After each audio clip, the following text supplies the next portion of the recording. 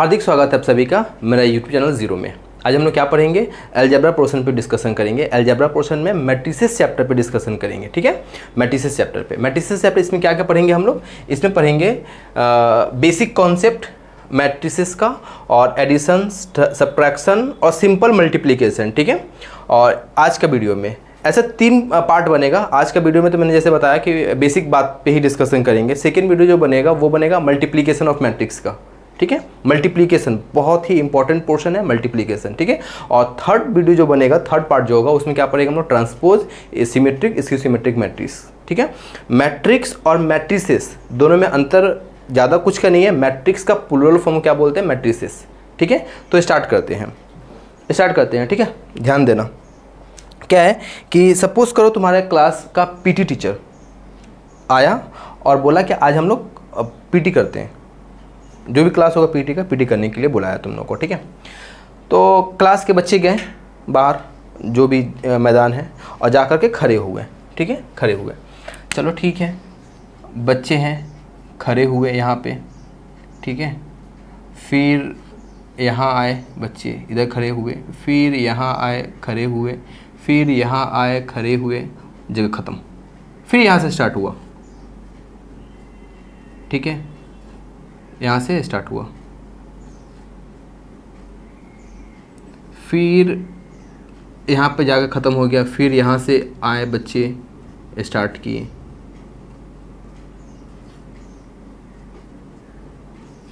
ठीक है। ऐसे बच्चे आए और खड़े होते गए, ठीक है। और एक पैटर्न में खड़े हुए बच्चे, यहाँ पे आए खड़े हुए, एक पैटर्न में खड़े हुए, ठीक है। इस पोजीशन को, ये जो रेक्टेंगुलर पोजीशन जो है, पोजीशन नहीं रेक्टेंगुलर इमेज बन रहा है ना, ये अगर देखा जाए तो रेक्टेंगुलर फॉर्म बन रहा है। तो इस रेक्टेंगुलर फॉर्म में जो खड़े हुए हैं बच्चे, इस फॉर्म को बोलते हैं एरे। क्या रे? एरे।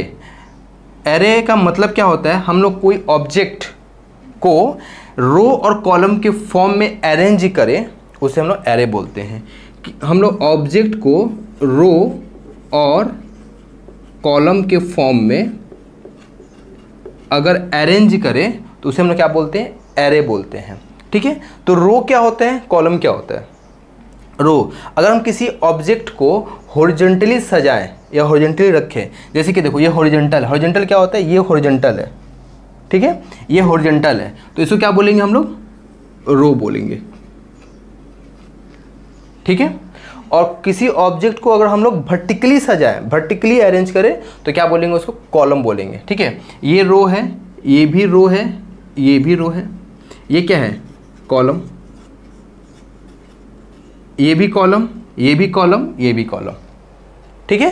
तो रो और कॉलम के फॉर्म में एक रेक्टेंगुलर डायग्राम बना, उसे हम लोग एरे बोलेंगे, और एरे बोलेंगे, ठीक है। बेसिक बात था, एरे बोलेंगे।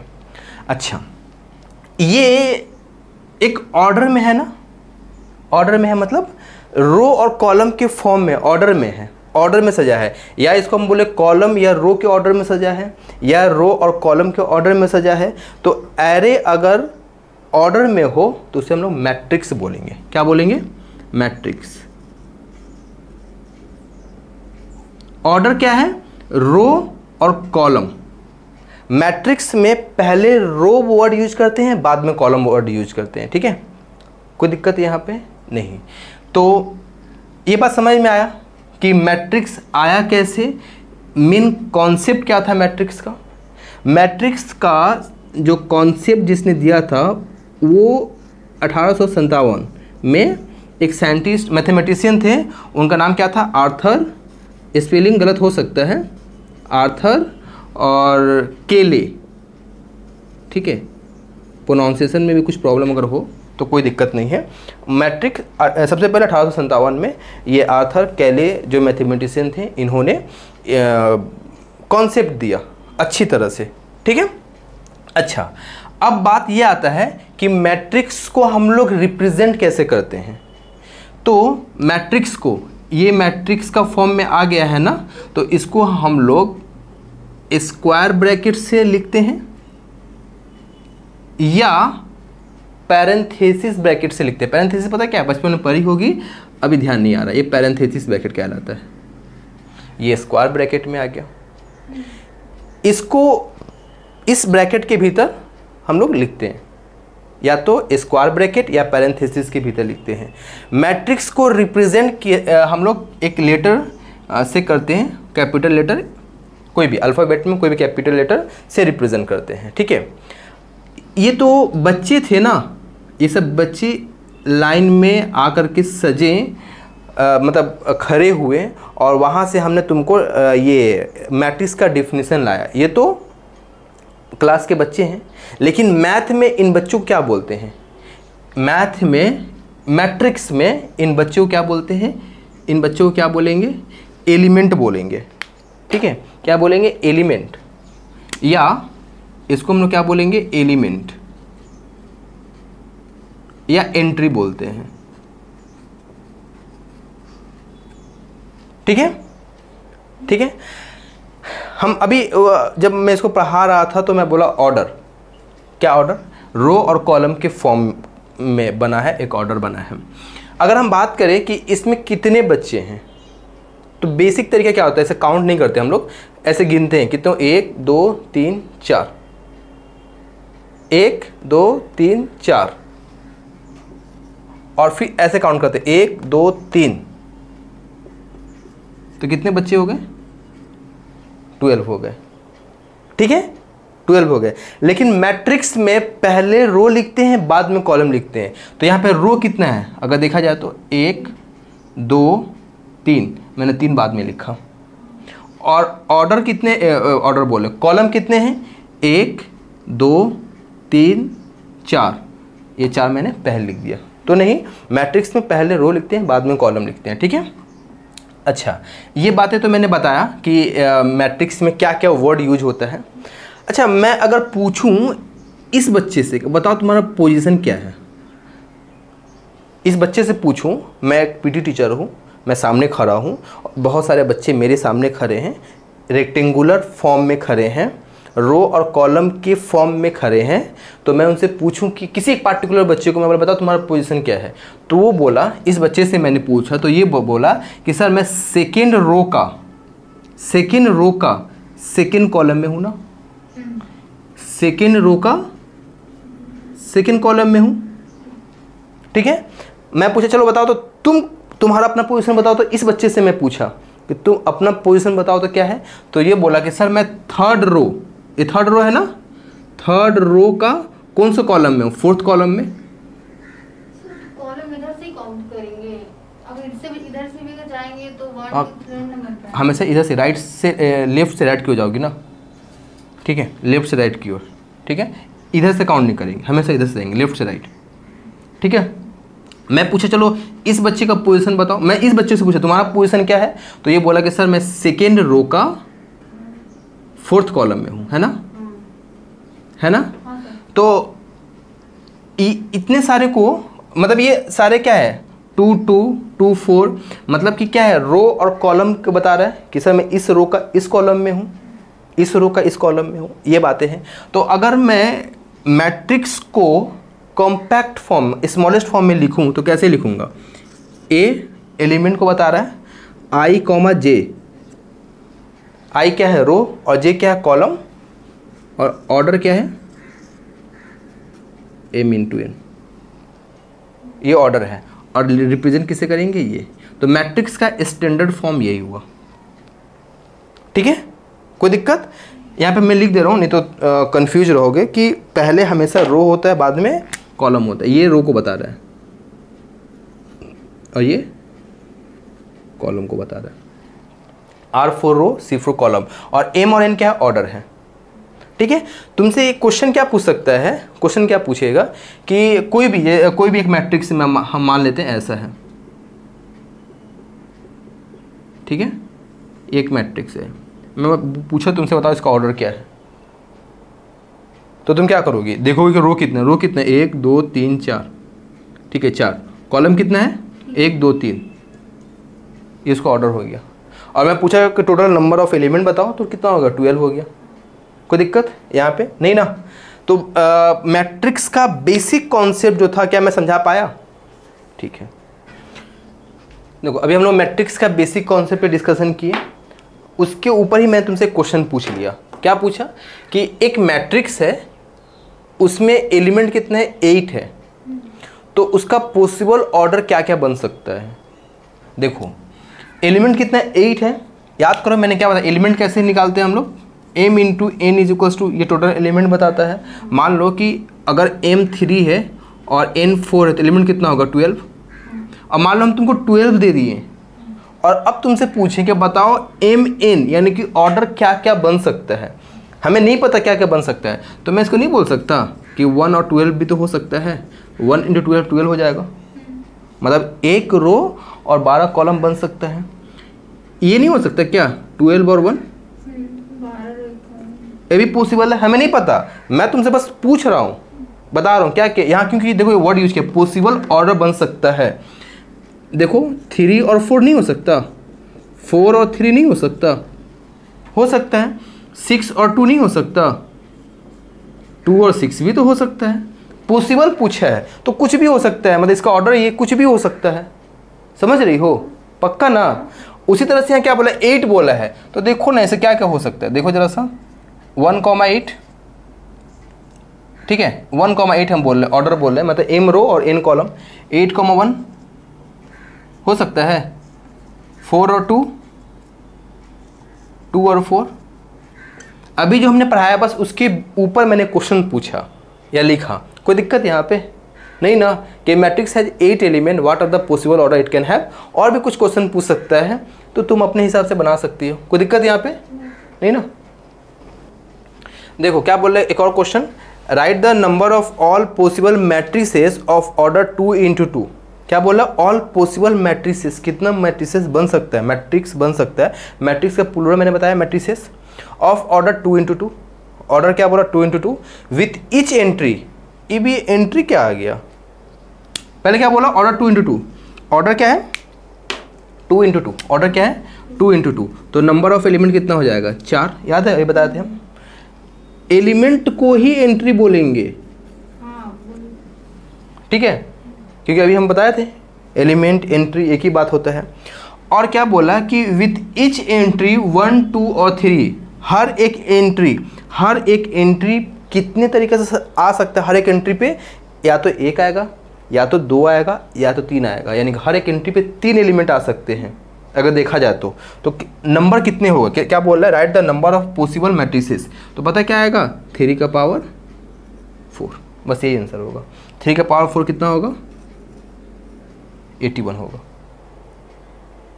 ठीक है, बस यही है। हम चेंज कर दे रहे हैं इसको, 2 इंटू 3 कर दे रहे हैं, विथ ईच एंट्री सिर्फ 1 और 2 कर दिए, तो कितना बनेगा? Right the number of all possible matrices, ये कितना बनेगा? तो यहाँ भी वही कहानी है, सिर्फ ये क्या है? 2 इंटू 3, तो नंबर ऑफ एंट्री कितना होगा? नंबर ऑफ एंट्री कितना होगा?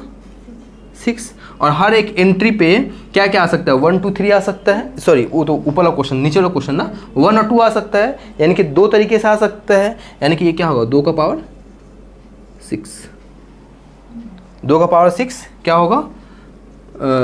8 16 32 दूनी 64, 64 हो जाएगा, ठीक है, 2 का पावर 6।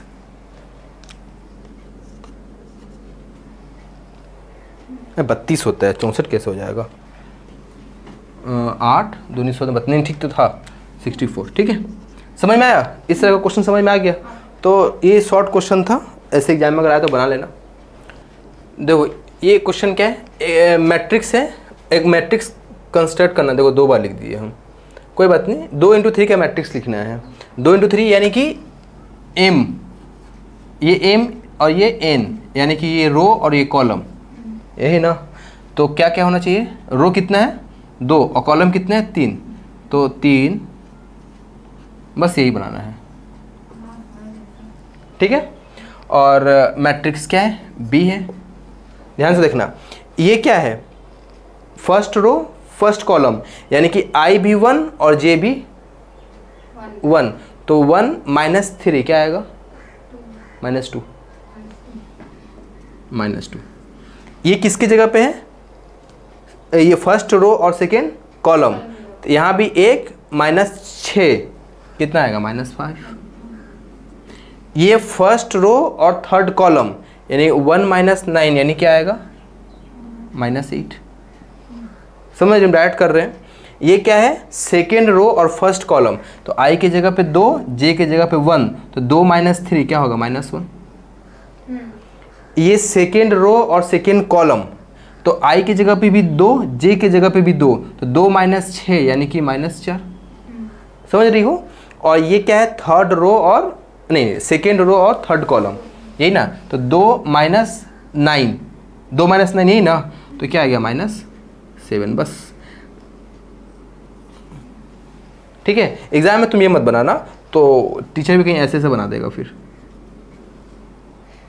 ठीक है, अभी हम लोग मैट्रिक्स का बेसिक कॉन्सेप्ट पर हैं, उसके ऊपर 2-3 क्वेश्चन कर लिए। ठीक है, अब क्या है ना कि अब थोड़ा सा आगे बढ़ते हैं। क्या है कंपेरेबल मैट्रिक्स। क्या होता है ना कि दो मैट्रिक्स है, ए एक मैट्रिक्स है और बी एक मैट्रिक्स है। इसमें जितना रो और कॉलम है, इसमें भी उतना ही रो और कॉलम है। देखो कैपिटल ए पूरा मैट्रिक्स को रिप्रेजेंट करता है। हमने एम और एन बताया। एम मतलब ए मैट्रिक्स में जितना रो है, बी मैट्रिक्स में भी उतनी रो है, और इसमें जितना कॉलम है इसमें भी उतनी कॉलम है। तो ये क्या कहलाएगा कंपेरेबल मैट्रिक्स कहलाएगा। उसके बाद आता है इक्वल मैट्रिक्स। दो मैट्रिक्स को इक्वल कब बोलते हैं? जब रो और कॉलम भी सेम हो और हर एक एलिमेंट भी सेम हो। ठीक है, तब क्या कहलाएगा वो इक्वल मैट्रिक्स कहलाएगा। एक क्वेश्चन देखो, एक क्वेश्चन XY Z+6 4x+y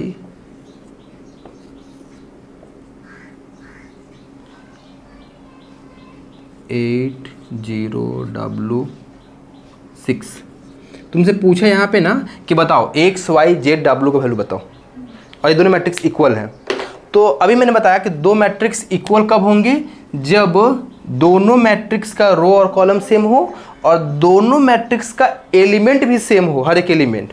मतलब देखो यहाँ अगर 6 है तो यहाँ भी 6 होना चाहिए, यहाँ 0 है तो यहाँ भी 0 होना चाहिए, यहाँ 8 है तो यहाँ भी 8 होना चाहिए, यहाँ 4 है तो यहाँ पे 4 होना चाहिए, तभी ये मैट्रिक्स इक्वल होगा। यानी कि इसको हम बोल सकते हैं कि Z+6 = 0 बोल सकते हैं ना। और W = 4, तो W तो निकल ही गया यहाँ से डायरेक्ट, और यहाँ से Z क्या निकल के आ गया -6, दो चीज निकल गया। अब क्या बोला है? x y बोला है। ठीक है, तो देखो x × y क्या दिया हुआ है 8, और x + y क्या दिया हुआ है 6। ये जो कॉन्सेप्ट है यहाँ पे, ये हम लोग सीखे हैं 6-7 में। क्या है कि x + y दिया हुआ है और x × y दिया हुआ है। याद करो हम लोग क्या करते थे, x - y का होल स्क्वायर। ये क्या होता था? x + y का होल स्क्वायर -4x × y, ये फॉर्मूला था। तो x + y कितना दिया हुआ है 6, और x × y कितना दिया हुआ है 8। तो 6 का स्क्वायर क्या है 36, 8 × 4 32, ये कितना आ गया 4। x - y का होल स्क्वायर क्या आ गया 4, तो x - y क्या आएगा +-2। समझ रही हो? अब देखो x + y क्या दिया हुआ है 6, और x - y क्या दिया हुआ है 2। देखो एक बार 2 और एक बार x + y क्या है 6, और एक बार x - y क्या लेंगे माइनस। देखो x + y का पहले 2 आया है ना, +-2, तो एक बार +2 लिए, एक बार -2। समझ रही हो? और याद करो वही क्लास 9 की बातें, एलिमिनेशन मेथड। ऐड करेंगे तो y कटेगा, 2x = 8, तो x का वैल्यू क्या आएगा 4। x का वैल्यू 4 आया, तुम किसी में पुट करो तो y का वैल्यू क्या आएगा 2। ठीक है, यहाँ भी वही करेंगे, ऐड करेंगे तो y कटा, 2x = 4, तो x = 2। x का वैल्यू 2 आया है, कहीं भी रखो तो y का वैल्यू क्या आएगा 4। समझ में आया? तो ये मैंने एक इक्वल मैट्रिक्स के ऊपर एक क्वेश्चन करवाया, समझ में आ गया होगा? ठीक है, अभी मैट्रिक्स का बेसिक बातें पढ़े और हर एक के ऊपर एक क्वेश्चन भी किए। ठीक है, अब ना कुछ डेफिनेशन है मैट्रिक्स में, उसको भी जरा सा जान लेते हैं। जैसे कि रो मैट्रिक्स ये क्या होता है? रो मैट्रिक्स क्या होता है? वो मैट्रिक्स जिसमें रो केवल एक हो, रो केवल एक, कॉलम जितना भी हो। एग्जाम्पल के तौर पे देखो 2 4 6 8, रो केवल एक है ना, कॉलम कितना है 4 है। इसका ऑर्डर क्या होगा अगर लिखना चाहे तो 1 × 4, ठीक है, रो मैट्रिक्स। उसके बाद क्या है कॉलम मैट्रिक्स।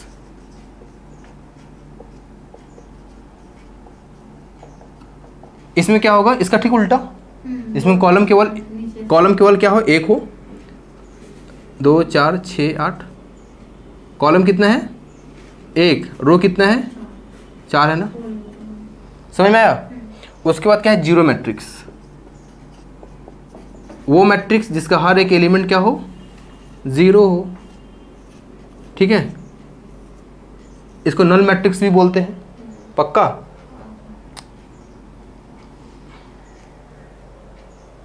ठीक है, row matrix, column matrix, zero matrix, ये बात समझ में आया। अब क्या है square matrix. Square matrix, square matrix क्या होगा जिसमें रो और कॉलम सेम हो, रो और कॉलम सेम हो, मतलब क्या है 2 4 6 8 10 12 14 16 18, देखो इसमें रो भी सेम है और कॉलम भी सेम है ना, रो कितना है 3, कॉलम कितना है 3, समझ में आया, पक्का। अच्छा अब क्या है डायगोनल मैट्रिक्स, ठीक है, क्या बोल रहा है डायगोनल मैट्रिक्स। डायगोनल मैट्रिक्स क्या है, मान लो कोई एक स्क्वायर मैट्रिक्स है, कोई एक स्क्वायर मैट्रिक्स है जिसका डायगोनल को छोड़ के बाकी सारा एलिमेंट 0 हो, मतलब कि जैसे देखो 2 4 6, बाकी सब क्या है 0 है ना, डायगोनल ये हुआ, यही डायगोनल हुआ, ठीक है, बाकी सब क्या है 0 है, तो क्या कहलाएगा डायगोनल मैट्रिक्स कहलाएगा, ठीक है। अच्छा इसमें से कोई एलिमेंट 0 हो सकता है क्या, बिल्कुल हो सकता है, मतलब कि सपोज करो 2 0 0 0 0 0 0 0 4 या 6, तो डायगोनल में भी कोई एलिमेंट 0 हो सकता है, ठीक है, ये डायगोनल मैट्रिक्स है। उसके बाद क्या है स्केलर मैट्रिक्स, स्केलर मैट्रिक्स, इसमें क्या है जो डायगोनल जो है ना वो सेम होगा, मतलब जैसे मान लो 4 4 4, बाकी सब क्या होगा 0। यहाँ पे डायगोनल जो है 5 5 5 भी हो जाए, 6 6 6 हो जाए, अगर मान लो डायगोनल 1 1 1 हो गया तो क्या बोलेंगे उसको आइडेंटिटी मैट्रिक्स।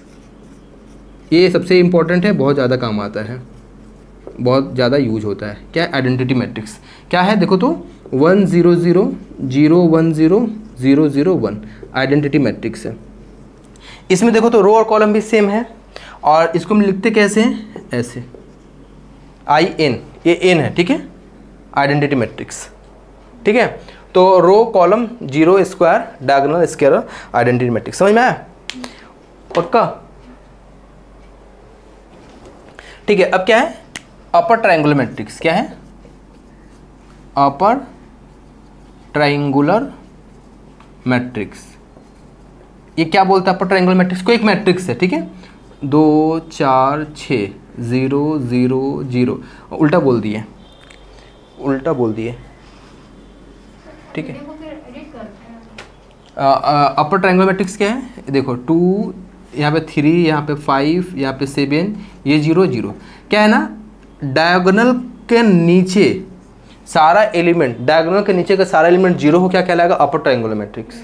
डायगोनल, ये डायगोनल है ना, इसका नीचे देखो सारा एलिमेंट 0 0 है ना, तो क्या कहलाएगा अपर ट्रायंगुलर मैट्रिक्स। यहाँ भी 0 हो सकता है, पॉसिबल है, यहाँ भी 0 हो सकता है, पॉसिबल है, मैं डायगोनल वर्ड यूज किया, डायगोनल के नीचे सारा एलिमेंट 0 होना चाहिए, डायगोनल में भी कोई एलिमेंट 0 हो सकता है, कोई दिक्कत नहीं है। उसके बाद क्या है लास्ट है वर्ड लोअर ट्रायंगुलर मैट्रिक्स। हाँ, इसमें क्या होगा, मान लो 2 4 6 3 5 6 0 0 0, ठीक है, 2 4 6 में से भी कोई एलिमेंट 0 हो सकता है या पूरा भी 0 हो सकता है, लेकिन क्या बात कर रहा है डायगोनल के ऊपर सारा एलिमेंट, यहाँ पे कोई एलिमेंट नहीं आ जाना चाहिए, मतलब 0 को छोड़ के आता कोई एलिमेंट नहीं आना चाहिए, 0 ही आना चाहिए, तो क्या था लोअर ट्रायंगुलर मैट्रिक्स था, समझ में आया। अब हम लोग एडिशन पढ़ेंगे, मैट्रिक्स से क्या पढ़ेंगे एडिशन, मैट्रिक्स, दो मैट्रिक्स को ऐड कैसे करना है, ठीक है। सपोज करो ना ए एक मैट्रिक्स है, ठीक है, ऑर्डर है m और n, बी एक मैट्रिक्स है, इसका ऑर्डर है, इसका भी ऑर्डर है m और n, ठीक है, दोनों का ऑर्डर सेम है। अगर दो मैट्रिक्स को ऐड करना है तो दोनों मैट्रिक्स का ऑर्डर सेम होना चाहिए, तभी वो कॉम्पेटिबल होगा एडिशन के लिए। क्या बोला? दो मैट्रिक्स है ए और बी, दोनों का ऑर्डर सेम होना चाहिए किसके लिए? एडिशन के लिए, ठीक है, तभी हम दो मैट्रिक्स को सिंपली ऐड कर पाएंगे। नहीं तो अगर ऑर्डर सेम नहीं हुआ तो ऐड नहीं कर सकते। मान लो ना ये है ए और बी, ये है सी और डी, तो ऐड नहीं होगा, ऐड नहीं होगा। ऐड करने के लिए ऑर्डर सेम होना होगा, याद रखना इस बात को। प्रॉपर्टी क्या है? एडिशन जो होता है मैट्रिक्स पे वो क्या होता है? कम्यूटेटिव होता है, कम्यूटेटिव होता है। कम्यूटेटिव क्या है कि अगर हम a प्लस बी को ऐड किए और b प्लस ए को ऐड किए तो दोनों हालात में आंसर क्या आएगा? सेम आएगा। मैट्रिक्स जो है एसोसिएटिव भी होता है, एडिशन ऑफ मैट्रिक्स जो है एसोसिएटिव भी होता है। एसोसिएटिव का मतलब हो गया a प्लस बी को ऐड किए, फिर c के साथ ऐड किए, और अगर हम b प्लस सी को ऐड किए और फिर a के साथ ऐड किए तो आंसर सेम आएगा। उसके बाद क्या है? Additive identity. एडिटिव आइडेंटिटी मतलब क्या है? एक मैट्रिक्स को हम नल मैट्रिक्स के साथ ऐड करेंगे तो क्या आएगा? वही मैट्रिक्स आएगा। Additive identity. Additive inverse. Additive inverse ये क्या होता है? अगर एक मैट्रिक्स को उसके उलट के साथ अगर हम ऐड करें तो क्या आएगा? नल मैट्रिक्स आएगा, ठीक है। ये बातें थी कम्यूटेटिव, एसोसिएटिव, आइडेंटिटी और इन्वर्स, ठीक है। क्या हो अगर हम मैट्रिक्स को एक स्केलर से मल्टीप्लाई करें? स्केलर मतलब नंबर से मल्टीप्लाई करें, ठीक है। जैसे कि कोई एक मैट्रिक्स है, एग्जांपल के तौर पर मान लो 2 4 6 7 8 9, ये एक मैट्रिक्स है। इसको हम मल्टीप्लाई कर रहे हैं किससे? सपोज करो 4 से, तो क्या आएगा आंसर इसका? याद है हम लोग बचपन में ना ऐसे मल्टीप्लाई करते थे, 2 into x plus y plus z, तो क्या करते थे? 2 into x 2x, 2 into y 2y, 2 into z 2z। Similarly वैसे ही है तो 4 इंटू 2 8, 4 को 2 से मल्टीप्लाई, 4 को 4 से मल्टीप्लाई 16, 4 को 6 से मल्टीप्लाई 24, 4 को 7 से मल्टीप्लाई 28, 4 को 8 से मल्टीप्लाई 32, 4 को 9 से मल्टीप्लाई क्या आएगा? 36 आएगा। यही है स्केलर मल्टीप्लाई, ठीक है। अगर यहाँ माइनस होता तो इधर भी माइनस ही आ जाता, है ना। समझ में आ रहा है ना ये बातें? चलो एडिशन ऑफ मैट्रिक्स हो गया। इसके बाद क्या है? देखो सब्ट्रैक्शन ऑफ मैट्रिक्स। तो एडिशन ऑफ मैट्रिक्स के तरह ही जैसे हम मैट्रिक्स को ऐड करेंगे वैसे सब्ट्रैक्ट करेंगे। सब्ट्रैक्ट के लिए भी कंडीशन क्या होना चाहिए? ऑर्डर सेम होना चाहिए। समझ में आ रहा है ना? एडिशन का प्रॉपर्टी। और क्या था? Subtraction of matrixes. वो मैं नहीं लिख रहा हूँ सब्ट्रैक्शन ऑफ मैट्रिक्सेस, या फिर क्या है सब्ट्रैक्शन ऑफ मैट्रिक्सेस क्या होगा? अगर मैं लिखना चाहूँ तो क्या होगा? वही होगा। देखो ऐसा कैसा? a minus B is equals to A I J minus B I J, और ये क्या होगा? m into N. ये कुछ टफ नहीं है एडिशन और सब्ट्रैक्शन। क्वेश्चन में करवाऊंगा एक ना तो और भी क्लियर हो जाएगा, ठीक है। जैसे हम लोग नॉर्मली ऐड करते हैं वही एडिशन यहाँ भी है, ओके। देखो ये क्वेश्चन है, a एक मैट्रिक्स है, b एक मैट्रिक्स है, और ये ऐसा इक्वेशन दिया हुआ है, ठीक है। और क्या पूछ रहा है? Find the value of x। क्या पूछ रहा है? Find the value of x का वैल्यू पूछ रहा है, ठीक है। तो देखो मैं यहाँ पे जैसे लिख रहा हूँ इसको, उसी इक्वेशन को दोबारा, क्या है? 2a plus 3x is equals to 5b। Find the value of x का वैल्यू निकालना है। 3x इज इक्वल्स टू, लिख सकते हैं ऐसा 5b माइनस 2a, लिख सकते हैं ऐसा 5b माइनस 2a, लिख सकते हैं, पक्का लिख सकते हैं। चलो ये भी ठीक है। b क्या दिया हुआ है? देखो तो b क्या दिया हुआ है? 2 माइनस 2 4 2 माइनस 5 1, और a क्या दिया हुआ है? देखो तो 8 4 3 0 माइनस 2 और 6। जैसे हम लोग मल्टीप्लाई करना जानते हैं, जैसे करते हैं वैसे ही करना है। क्या है? 5 को 2 से मल्टीप्लाई किया कितना है? 10। 5 को माइनस 2 से मल्टीप्लाई किया -10। 5 को 4 से मल्टीप्लाई किया 20, ठीक है। 5 को 2 से किए मल्टीप्लाई 10, 5 इंटू 5 25, 5 इंटू 1 5, ठीक है। ओके 2 से मल्टीप्लाई किए क्या आएगा? 16, 2 into 4 8, 3 into 2 6, 2 into 0 0, 2 into -2 -4, 2 into 6 क्या हुआ? 12, ठीक है। करना क्या है? सब्ट्रैक्ट करना है। तो जैसे सब्ट्रैक्ट करना जानते हैं बस वैसे ही करना है। क्या है? 10 माइनस 16 क्या होगा? -6। मैं तो डायरेक्ट कर रहा हूँ, है ना। 10 minus 16 minus 6 minus 10 minus 0 minus 10, ठीक है। 20 माइनस 8 कितना आया 12, 10 माइनस माइनस 4 यानी कि 10 प्लस 4 यानी कि 14, माइनस 25 माइनस 6 माइनस 31, और 5 माइनस 12 क्या आएगा माइनस 7 आया। क्लियर ये बातें, क्लियर हुआ ना। 3x, तो x इज इक्वल्स टू क्या हो जाएगा, जैसे जाता है ये याद है 3x इज इक्वल्स टू 4, तो x इक्वल्स टू क्या होगा 4/3 या 4 इंटू 1/3 या 1/3 इंटू 4। तो यही लिखते हैं हम यहाँ पे 1/3 माइनस 6 माइनस 10 12 14 माइनस 31 माइनस 7। तुम एग्जाम में यहाँ तक भी छोड़ सकते हो, ठीक है। बाकी अगर आगे बढ़ना है तो देखो 1/3 से मल्टीप्लाई ही कर रहे हैं इसको हर एक एलिमेंट के साथ। 1/3 इंटू माइनस 6 क्या आएगा -2, 1/3 इंटू माइनस 10 क्या आएगा -10/3, 1/3 इंटू 12 क्या आएगा 4, 1/3 इंटू 14 क्या आएगा 14/3, 1 इंटू माइनस 31 में क्या आएगा -31/3, और 1 इंटू माइनस 7 क्या आएगा -7/3। बस यही है, इतनी सी बात है, ठीक है। समझ में आ गया। एक और क्वेश्चन को सॉल्व करते हैं, ठीक है।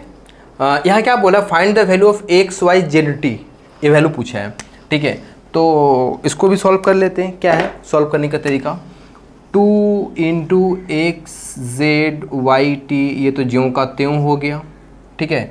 इसको हम अगर मल्टीप्लाई कर दे 3 इंटू 1 3, 3 इंटू -1 -3, 3 इंटू 0 0, 3 इंटू 2 6। यहाँ क्या होगा 3 इंटू 3 9, 3 इंटू 5 15, 3 इंटू 4 12, 3 इंटू 6 18। उसके बाद क्या किया, इसको उठाए वहाँ ले गए। ये तो अभी जैसे है वैसे ही रहे, यहाँ कोई दिक्कत नहीं है। ये टी है तो 9 12 15 18 माइनस 3 0 -3 और 6। क्या करना है, सब्ट्रैक्ट करना है। तो देखो 9 minus 3 15 minus 3 12 -0 18 -6, 9 minus 3 6 15 minus plus हो गया 15 प्लस 3 18, 12 माइनस 0 0, ये क्या हो गया 12 हो गया, ठीक है। ये क्या था x y z t equals to, देखो अगर हम लोग एक गौर करें तो देखो इसमें से 2 कॉमन हो सकता है ऐसे, या फिर x y z t क्या हो जाएगा 2 यहाँ जाएगा 1/2 बन के जाएगा 6 18 12 12, ठीक है। 1/2 को किससे मल्टीप्लाई करेंगे 6 से, तो क्या आएगा 3, 1/2 को मल्टीप्लाई करेंगे 18 से तो क्या आएगा 9, 1/2 को मल्टीप्लाई करेंगे किससे 12 से तो क्या आएगा 6, 1/2 को मल्टीप्लाई किससे 12 से तो क्या आएगा 6। अब याद करो इक्वालिटी ऑफ मैट्रिक्स, क्या मैंने बताया था कि रो और कॉलम तो सेम होना ही होगा, साथ में हर एक एलिमेंट सेम होना होगा। यानी कि फाइनली इसका आंसर ही पूछा था ना, एक्स का वैल्यू पूछा था, वाई का वैल्यू पूछा था। तो एक्स इज इक्वल टू क्या आ गया 3, वाई क्या आ गया 6, जेड क्या आ गया 9 और टी क्या आ गया 6। देख लो, ठीक है। तो बस क्लास को आज यहीं पे स्टॉप करते हैं, यहीं पे स्टॉप करते हैं क्लास को, ओके। और जो कुछ भी अगर दिक्कत हो तो कमेंट कर देना, मैं पक्का उसका कमेंट का जवाब दूंगा। और आज 2 एक्सरसाइज ख़त्म किए हम लोग, मतलब बेसिकली मैट्रिक्स का बेसिक कॉन्सेप्ट पे ही डिस्कशन किया आज हम लोग। नेक्स्ट वीडियो जो होगा वो मल्टीप्लिकेशन का होगा, ठीक है। और उसके बाद एक और वीडियो आएगा, फिर मिलते हैं नेक्स्ट वीडियो में।